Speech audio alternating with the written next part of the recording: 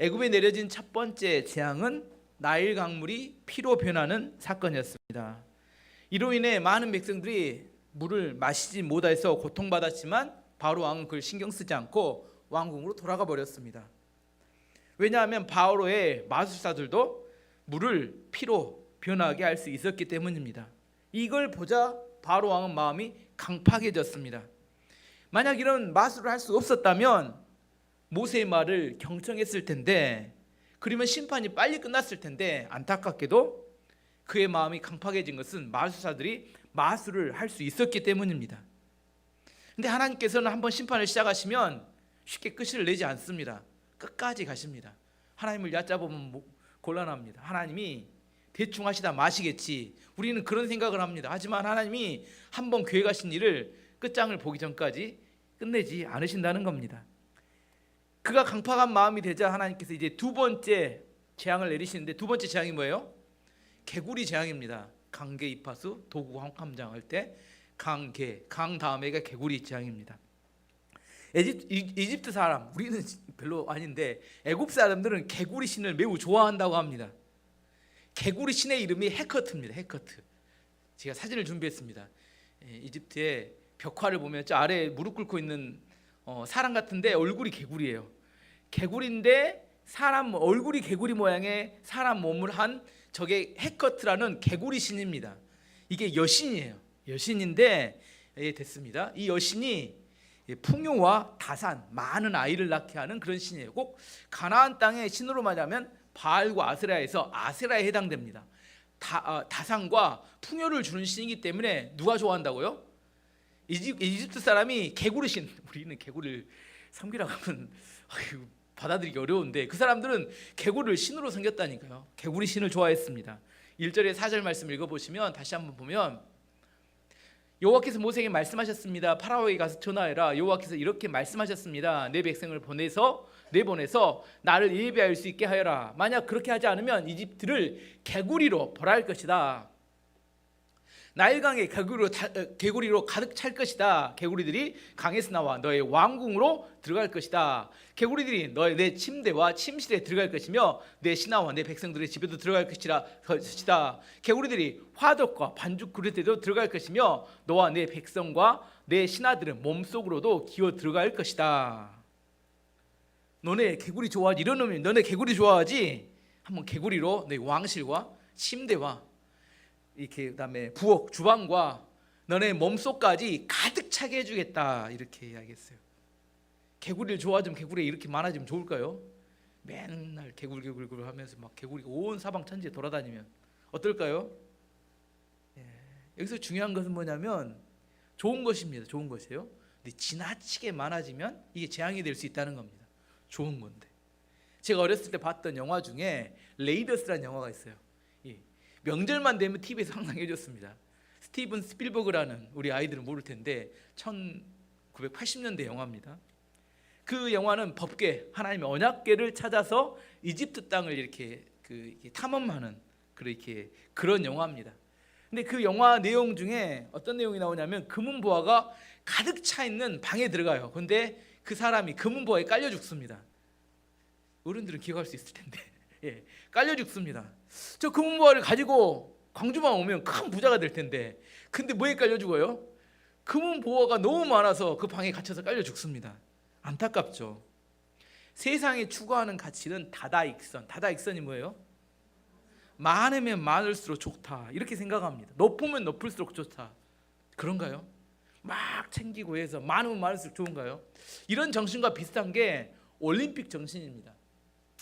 근대 올림픽의 창시자는 구베르텍 남작이라는 사람이 만들었어요. 근데 이 사람이 올림픽을 다시, 고대 올림픽을 근대 올림픽으로 만들면서 내건 슬로건이 있는데 이게 정신입니다. 그 슬로건이 뭐냐면 더 빨리, 더 높이, 더 멀리. 이게 그 당시 올림픽의 정신이에요. 이게 무슨 말이에요? 더 할 수만 있으면 더 많이 가지고 더 많이 갖고 더 많이 어떤 것을 하기를 원하는, 이게 뭐예요? 올림픽 정신입니다. 이 이후에 세상은 더 많이 갖기 위해서 경쟁하며 살았습니다. 하지만 성경에서는 더 많이 가진다고 행복을 보장하지 한다고 보장할 수 없다 이렇게 이야기를 합니다. 대표적인 한 가지 사건을 보면 솔로몬에게는 아내가 몇 명이 있었어요? 1000명이 있었어요. 1000명이 있어서 좋았을까요?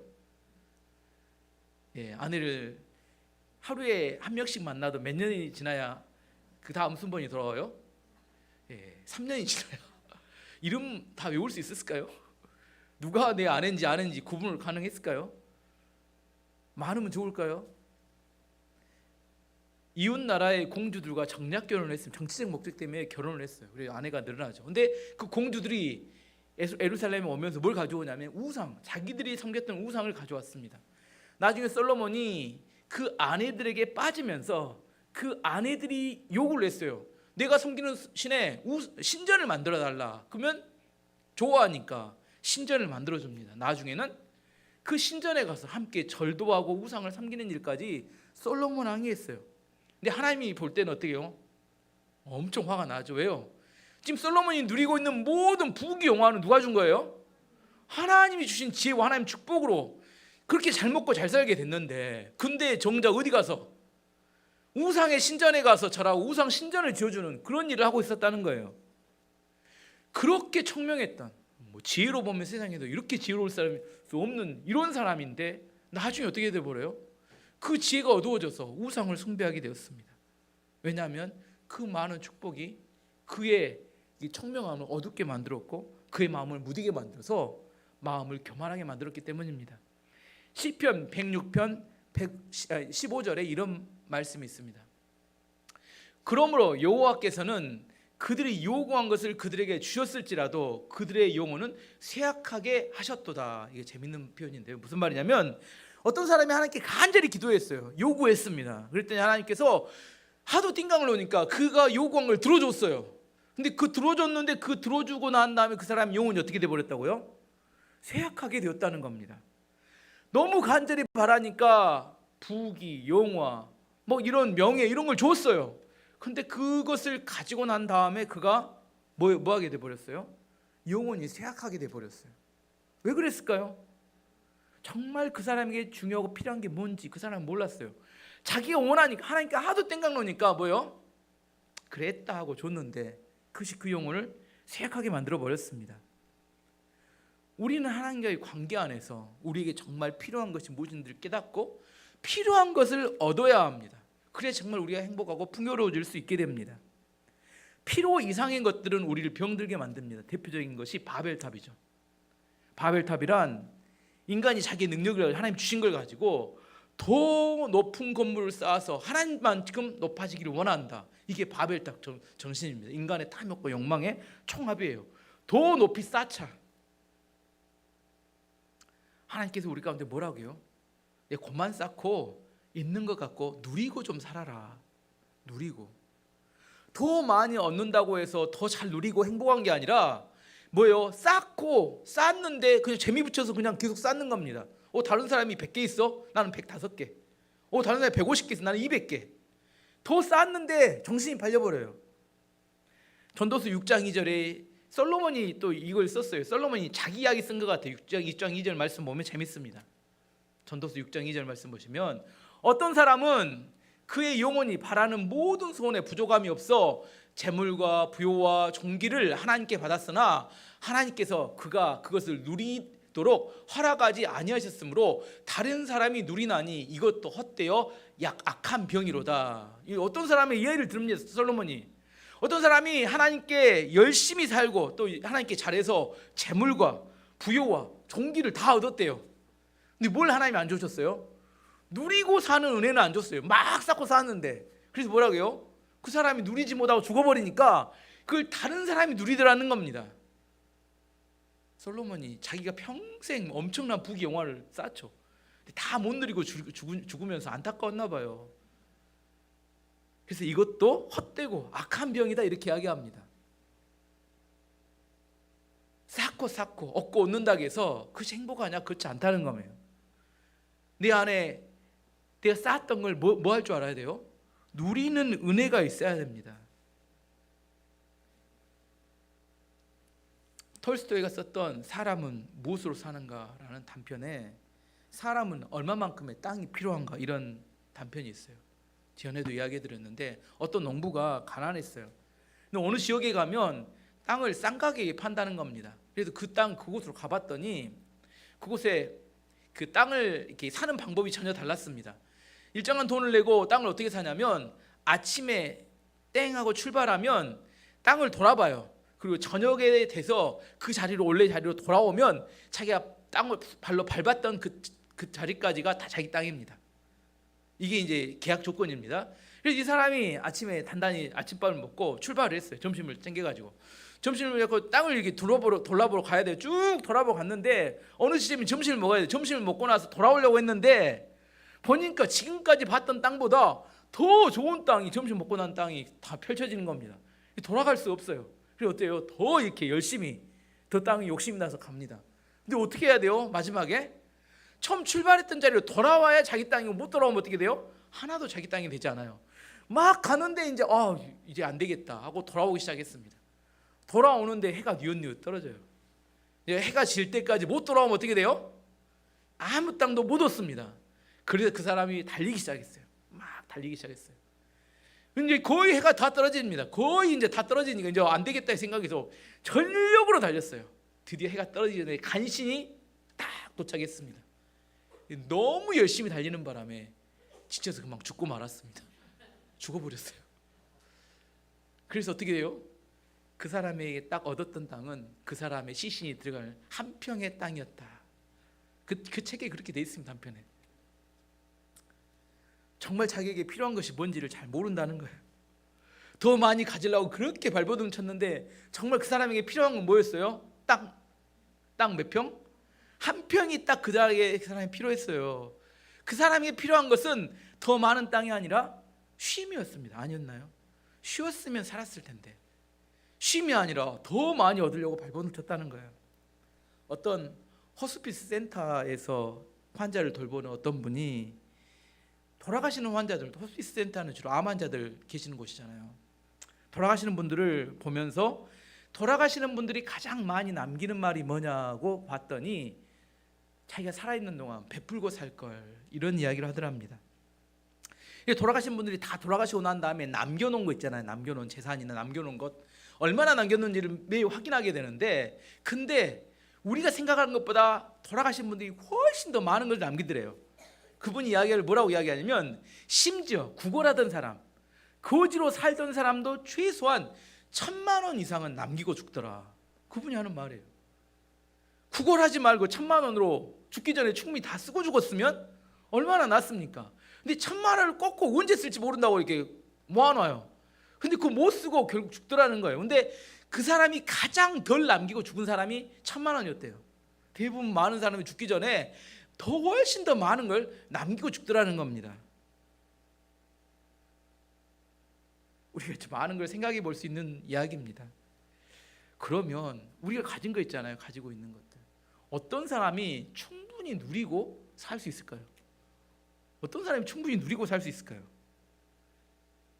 하나님을 신뢰하고 자신의 인생과 자신의 문제를 하나님께 맡길 수 있는 사람, 이 사람이 진짜로 누릴 수 있습니다. 더 쌓고 쌓아야지만이 된다고 생각하는 그 생각에서 벗어나서 하나님을 신뢰하고 맡길 수 있는 사람, 시편 127편 1절 2절을 우리에게 이렇게 이야기합니다. 여호와께서 집을 세우지 아니하시면 세우는 자의 수고가 헛되며 여호와께서 성을 지키지 아니하시면 파수꾼이 깨어있음이 헛되도다. 너희가 일찍이 일어나고 늦게 누우며 수고의 떡을 먹으며 헛되도다. 그러므로 여호와께서 그의 사랑하시는 자에게는 잠을 주시는도다. 하나님께 맡기지 못한 사람은 잠도 못 자요. 밤에 이 걱정하고 저 걱정하고 이 염려하고 저 염려하고 아주 밤새내 뭔 생각은 다 합니다. 차라리 기도를 하지.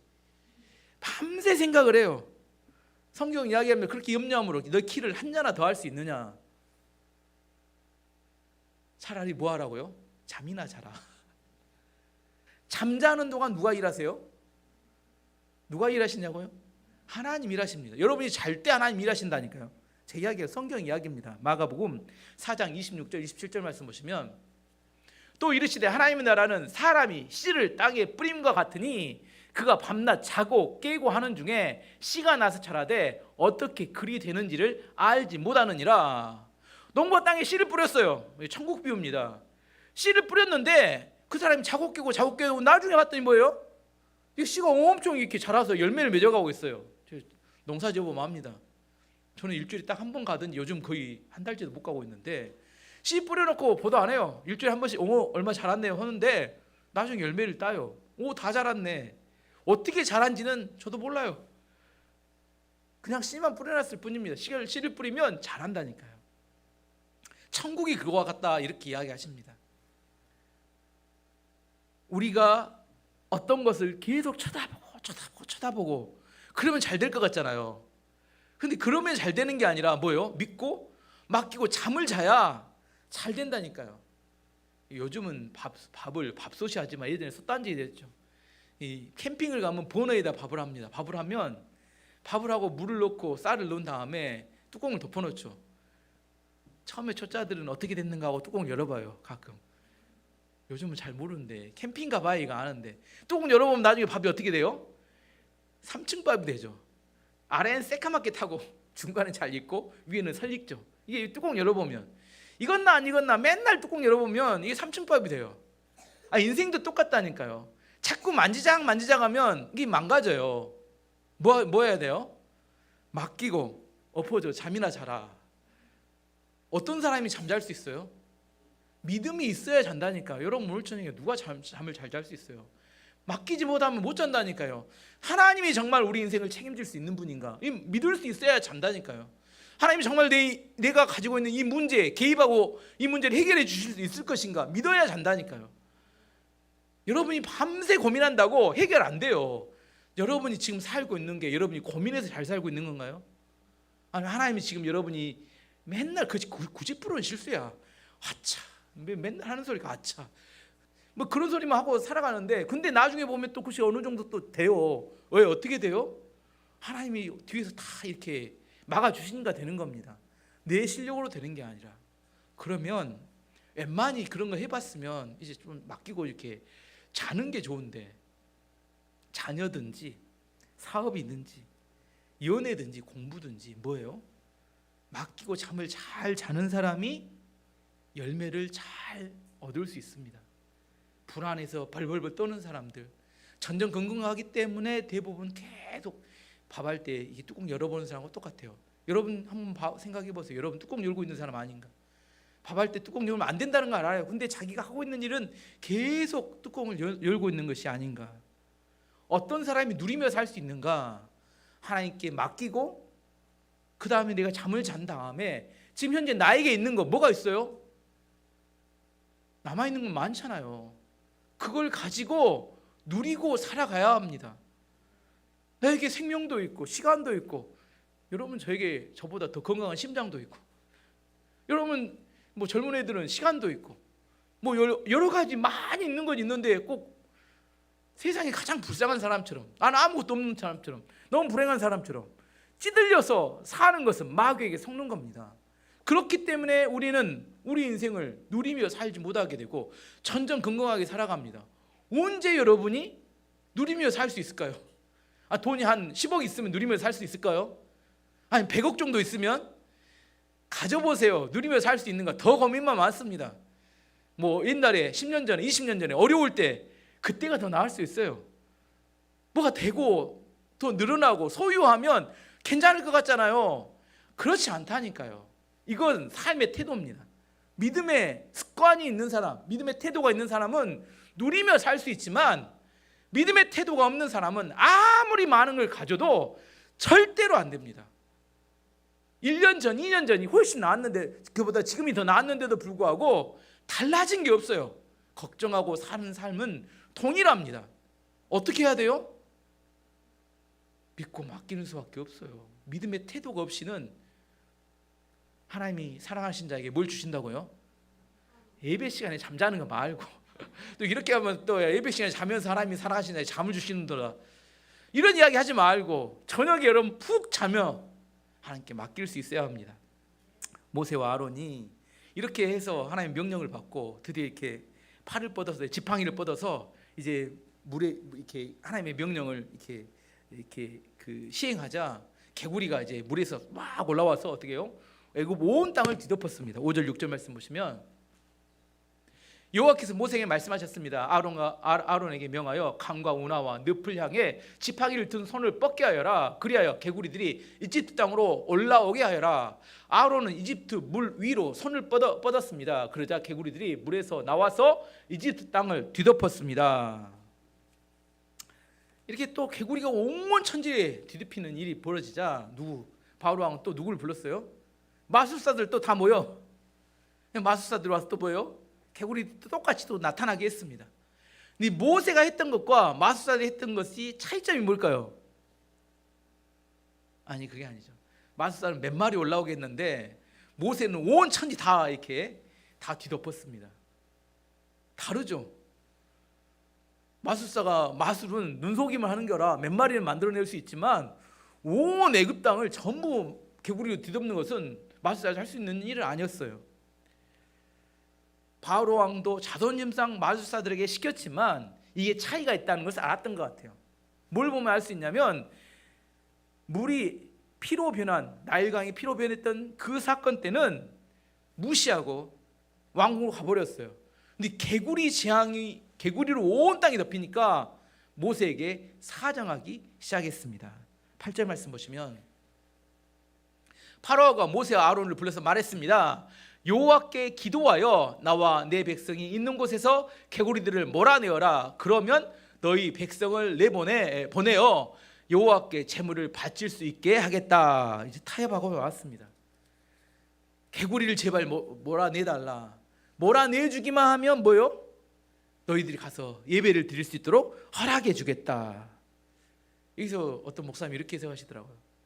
첫 번째 재앙에서는 왜 바로 왕이 끝까지 버티다가 이 두 번째 재앙은 발생하자마자 조금 지나자마자 바로 꼬리를 내리고 타협을 해왔을까?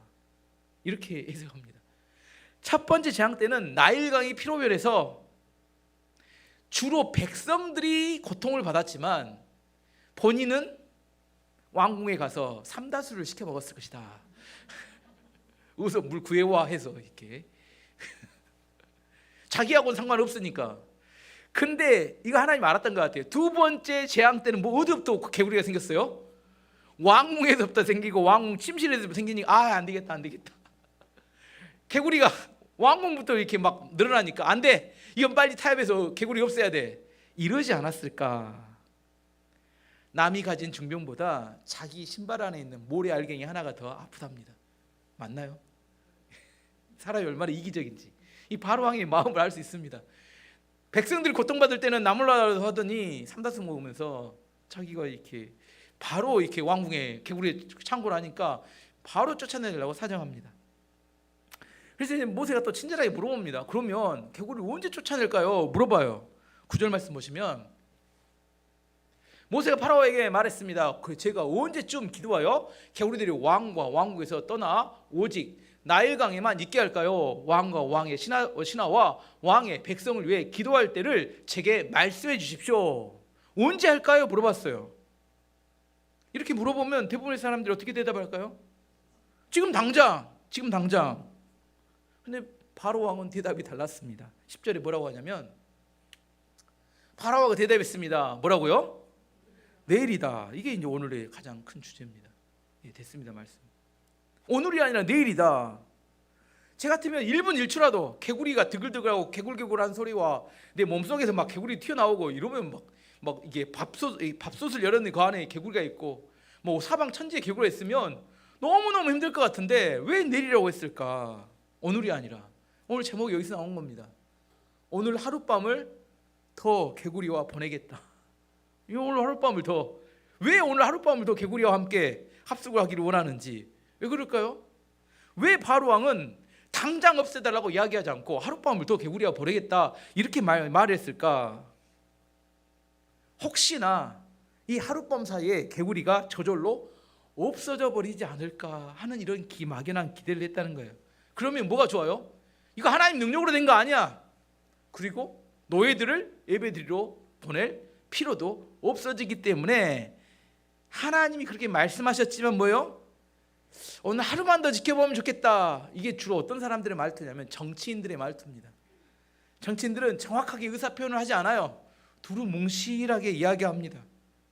어떤 공동체 리더들이나 아니면 직장 회사의 사장님들 경우 이렇게 말하는 경우가 많아요. 두루뭉실하게 이야기합니다. 근데 엄청 기대를 하게 따라온 사람을 만들어요. 근데 정작 그 상황이 되게 되면 어떻게 이야기해요? 자기들의 입맛에 따라 마음대로 말을 뒤집고 바꿔버립니다. 그런 경우 당할 때 어떻게 돼요? 엄청 화가 나죠. 근데 정작 자기들은 뭐라고 생각해요? 정직하다고 생각합니다. 성실하고 좋다고 생각해요. 근데 지혜롭다고 생각합니다. 어디로 갈지 모르니 상황이 변할지 모르니까 어떻게 해요? 대충 두리뭉실하게 이야기해 놓고 자기는 약속을 지켰다고 이렇게 이야기하기 위해서 정확하게 이야기하지 않으려고 합니다. 바로됨의 속성은 내일입니다. 오늘 하는 게 아니라 내일 하겠다. 또 언제요? 다음 달에 하겠다. 내년에 하겠다. 이렇게 자꾸 말하는 사람은 누구예요? 바로왕 닮은 사람이구나. 이게 이렇게 생각하면 됩니다. 스펄전 목사님 말하기를 하나님의 시간은 오늘이고 마귀의 시간은 내일이다. 내일은 마귀의 시간입니다. 어떤 자매가 믿지 않는 사람하고 교제를 했어요. 교제를 하다가 이제 교회 성도들, 교회 이렇게 리더들에게 상담을 합니다. 믿지 않는 사람하고 교제하는데 어떻게 할까요? 상담하는 사람마다 헤어져야 된다 이렇게 말하더랍니다. 그리고 하나님의 말씀을 읽을 때 하나님의 말씀도 헤어지라고 말씀의 응답이 왔습니다. 또 뭐 기도할 때마다 성령님께서 말씀하시는 거예요. 헤어져야 된다. 어느 날 목사님이 그 자매에게 물어봤습니다. 헤어졌니? 물어봤어요. 그 자매가 뭐라고 대답했겠습니까? 다음 달에 헤어질게요. 그래서 목사님이 이렇게 이야기했다. 야, 출애굽기 8장에 개구리 재앙에 대해서 읽어봐라. 이렇게 권면해줬어요. 그 자매가 개구리 재앙 8장을 오늘 읽었습니다. 다 읽어봤더니 목사님이 왜 이걸 읽으라고 하지? 자기는 잘 모르겠대요. 무슨 단어를 찾아야 돼요? 내일에다 동그라미 쳐놓기 바랍니다. 내일, 여기 내일이 중요합니다. 이게 내일. 제가 혹시나 여러분에게 출애굽기 8장을 한번 읽어보세요. 뭔 말이에요? 어디를 내일이라는 단어를 찾아야 합니다. 뭐라고요? 뒤로 미루지 말고 오늘 당장 하라는 의미로 출애굽기 8장을 이야기하는 겁니다. 내일 아닙니다. 지금 당장 하는 의미입니다. 출애굽기 8장 나오면 이 자매처럼 뭔 이야기인지 모르겠다 이렇게 이야기하면 곤란합니다. 우리 삶에 실제로 뒤로 미루기 때문에 인생이 어려움에 빠지는 경우가 많이 있습니다. 우리 일상의 삶에서 들어보면 다이어트를 한 사람이 항상 하는 말이 있습니다. 맛있게 먹으면 몇 칼로리? 오늘은 맛있게 먹고 언제부터 다이어트해요? 내일부터. 살이 빠질까요? 어림도 없는 이야기죠. 인터넷 음란물에 빠져있는 사람들이 가장 큰 유혹이 뭐예요? 오늘까지만 보고 내일부터는 끊겠다. 끊을 수 있을까요? 어림도 없대요. 또 하나 중요한 것은 뭐냐면 빚을 지는 것도 중독입니다. 일시적으로 빚을 질 수는 있어요. 집을 사거나 어떤 일을 위해서. 하지만 계속 빚 아래 살아가는 것은 습관이 되어버려서 나중에 빚의 노예가 됩니다. 가난하기 때문에 빚을 지는 게 아니라 빚을 지기 때문에 가난해진다고 합니다. 2009년 4월에 나온 그 뉴스인데 어떤 여대생이 사채업자에게 300만 원을 빌렸다고 합니다. 이거 실제 뉴스에 나왔습니다. 1년이 지나서 그 빚 300만 원이 2,100만 원이 됐어요. 이자가 1년에 600%였다고 합니다. 근데 그 여대생이 1년 동안 못 갚으니까 그 사채업자들이 유흥업소에 몸을 팔게 넘겨버렸어요. 근데 이 비자가 하도 빨리 늘어나니까 이 빚을 그렇게 해도 갚지를 못하니까 그 여대생의 아버지에게 전화를 해서 대신 빚을 갚으라고 독촉을 했습니다.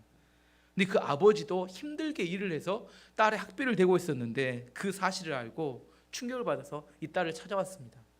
너 죽고 나 죽자. 실제로 딸을 죽이고 자기도 자살해서 죽었다고 합니다. 이게 실제 사건이었습니다. 빚이 처음에는 쉽게 생각할 수 있지만 나중에 점점 그 빚이 그 인생을 파멸로 이끌어갈 수 있습니다. 우리 중고등학생 학생들, 그다음에 우리 이제 배워가는 사람들, 대출 받아가라고 이게 TV 광고 나오죠. 러시앤 캐시부터 시작해서 수없이 막 연예인들이 밝게 웃어주면서 제발 돈을 빌려 쓰라고 이렇게 유혹을 해오죠. 뭐요? 전화 한 통이면 오케이. 계속 그렇게 이야기하죠. 생각할 때 어떻게 생각해요? 이번에 급하니까 얼른 빌렸으면 금방 갚으면 되지. 하지만 그게 한번 빌렸으면 쉽게 갚기가 쉬운 것이 아닙니다. 히브리서 3장 13절 말씀을 이렇게 고면합니다. 오늘 오직 오늘이라고 일컫는 동안에 매일 피차 권면하여 너희 중에 누구든지 죄의 유혹으로 완고하게 되지 않도록 하라.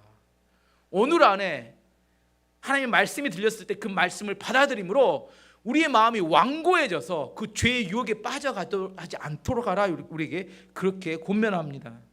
다음에 하지, 미루는 것, 이게 바로의 정신입니다. 내일은 바로의 정신을 이야기합니다. 오늘 내가 하나님의 말씀을 깨달았어요. 그러면 언제부터 순종해야 돼요? 오늘이 순종할 그런 날입니다. 즉각적으로 순종해야 합니다. 그래야 하나님의 구원을 잃지 않습니다. 마귀는 끊임없이 이야기합니다. 내일부터 하라고 합니다. 내일부터. 내일은 없어요. 내일은 또 내일, 또 내일은 또 내일. 바로됨의 첫 번째 특징은 내일이었습니다. 바로 왕이 드디어 이제 모세에게 요청한 대로 모세가 기도해서 이 개구리들을 싹 없애줬어요.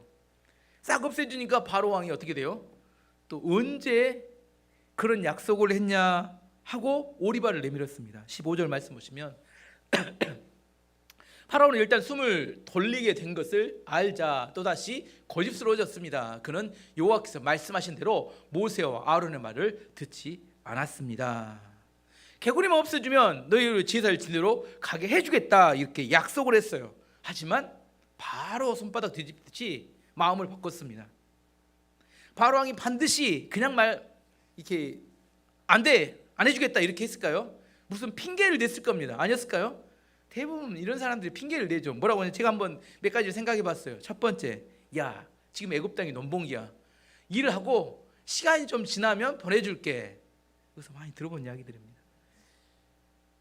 또 뭔 이야기를 할 수 있냐 생각이 드는데, 내가 예배를 드리러 가겠다고 한 걸 해주겠다고 한 게 아니라 고려해 보겠다고 이야기한 거다. 그래서 또 많이 들어본 이야기 같아요.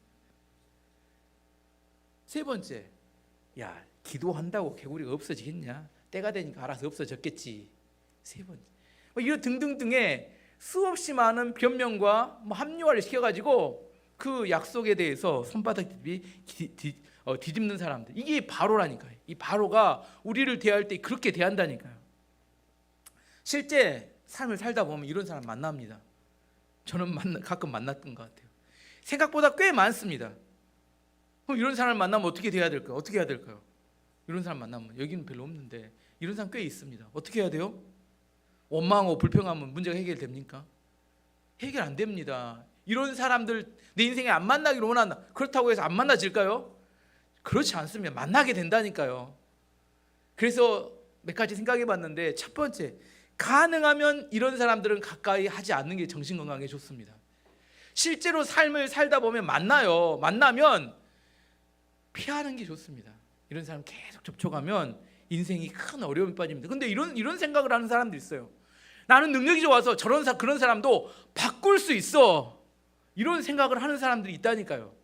어떤 경우에 또 이런 생각을 해요? 연애를 하는데 연애하는 여자가 그런 사람이에요. 근데 나는 내 능력이 좋아서 그런 사람을 바꿀 수 있어. 내가 이런 착각하고 나는 얼마든지 바꿀 수 있어. 이런 생각한다니까요. 바꿀 수 있던가요? 분명히 이야기합니다. 바꿀 수 없어요. 사람은 사람이 바꾸는 게 아니라 하나님이 바꾸실 수는 있어요. 특별한 은혜를 주셔서. 하지만 내 능력으로는 절대 바꿀 수 없습니다. 그런 사람을 만나면 어떻게 하는 게 좋아요? 피하는 게 좋습니다. 근데도 불구하고 두 번째, 불가피하게 만나는 경우가 또 있어요. 그런 사람을 상대해야 되는 경우가 있습니다. 그런 사람을 상대해야 되는 경우는 계약서를 쓸 때 꼼꼼하게 계약서 작성해야 합니다. 말 바꿀 때 언제든지 뒤집어 버린다니까요. 그렇게 한다는 게 아니라 그렇게 고려해 보겠다 이렇게 이야기한다니까요. 정말로 미치고 환장을 노리십니다. 이미 발도 다 담그고 돈도 담그고 다 이렇게 걸었는데 그 사람 뒤집어 버리면 그렇게 들어간 나만 이상한 사람 돼 버린다니까요. 그래서 계약서를 작성할 때 꼼꼼하게 체크해 봐야 돼요. 근데 대부분 또 어떻게 돼요?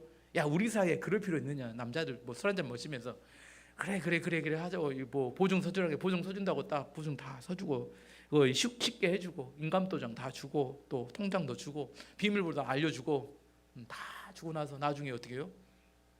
꼭 하는 소리가 뭔 소리예요? 그럴 줄 몰랐대요. 그 사람 절대 그럴 사람 아니랍니다. 세상에 그럴 사람이 따로 있고 그럴 사람이 따로 없는 게 아니라 누구 잘못이에요? 제가 이야기하지만 원망하지 마세요. 꼭 이렇게 하고 나서 그 사람 원망하는데 누가 잘못한 거예요? 내가 정확하게 하지 않은 것이 잘못입니다. 그런 사람 믿는 게 잘못이에요. 계약서 분명하게 꼼꼼하게 체크하고 적으셔야 합니다. 그래야 속지 않습니다.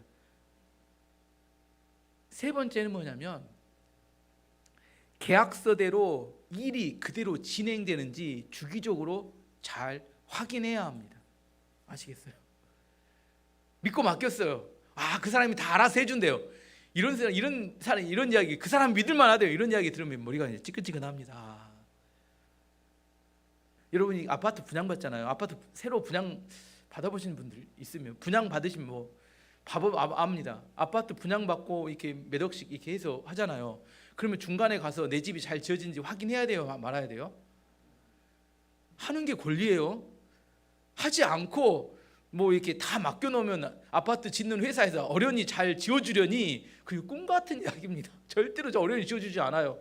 그 사람들이 다 하자가 발생하고 나중에 막 뭐 소송하고 난리인데 가서 다 체크해야 합니다. 세상에 믿을 수 있는 게 아무것도 없어요. 여러분, 그런 사람들이 있습니다. 그러면 중간에 진행되는 상황을 꼼꼼히 체크하는 게 지혜입니다. 그리고 마지막으로 그런 사람을 만나서 일단 내가 이제 어떤 일에 힘들게 돼버렸어요. 그 다음에 어떻게 해야 될까요? 오늘 모세와 아론을 보면서 지혜를 얻어야 합니다. 모세와 아론이 왜 그랬냐고 가서 따지든가요? 따지지 않았습니다. 화를 내고 막 기리기리 뛰든가요? 기리기리 뛴다고 해결되지 않습니다. 받아들일 수밖에 없습니다. 그거 뛴다고 해서 해결되는 게 아닙니다. 하나님께 맡겨야 합니다.